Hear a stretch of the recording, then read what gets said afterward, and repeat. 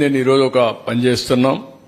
ఇలాంటి ఫ్రాడ్ అంతా కూడా విలువ ఈరోజు మాకు వచ్చింది మాత్రం 35,576 కోట్లు. అదే మాదిరిగా దీన్ని మొత్తం చూస్తే ఇంకా ఎక్కువ ఉంటుంది. అంతేకాకుండా గవర్నమెంట్ వాళ్ళందరినీ complaint ఇవ్వమంటున్నాం.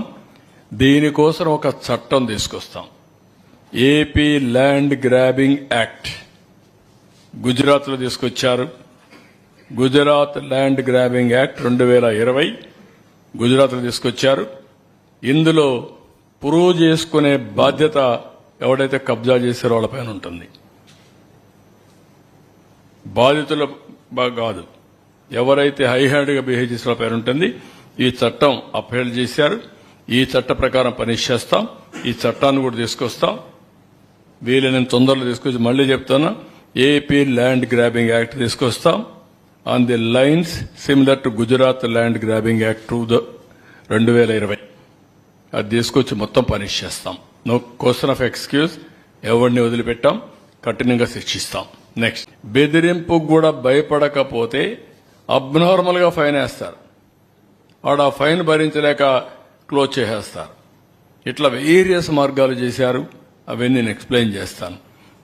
పెనలైజింగ్, stopping of work components, mining without lease, forest ఏరియాలో చేయడం, మొత్తం ఇది రఫ్గా ఒక 20,000 కోట్లు కొన్నాం. కానీ 20,000 కోట్లు కూడా ఇది తక్కువ అవుతుంది. ఎగ్జాక్ట్గా మీకు సెటిలైట్ మ్యాప్స్ ఉంటాయి, గూగుల్ మ్యాప్స్, అవన్నీ తీసుకుంటే పీరియాడికల్ గా కేసులన్నీ ఎస్టాబ్లిష్ అవుతాయి. ఎవరు చేశారో అవన్నీ అసెస్ చేసే పరిస్థితి వస్తుంది. లేటెస్ట్ టెక్నాలజీ ఉపయోగించి మొత్తం ఇన్వెస్టిగేషన్ చేసి రెస్పాన్సిబిలిటీ, అకౌంటబిలిటీ ఫిక్స్ చేస్తాం.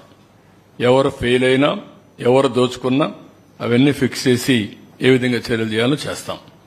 నెక్స్ట్, ఇక్కడ మీరు చూస్తే శాండ్ మైనింగ్ చాలా పెద్ద ఎత్తున చేశారు. వాళ్ళకి ఇచ్చేవాళ్ళు అవన్నీ వైలేట్ చేసేసారు.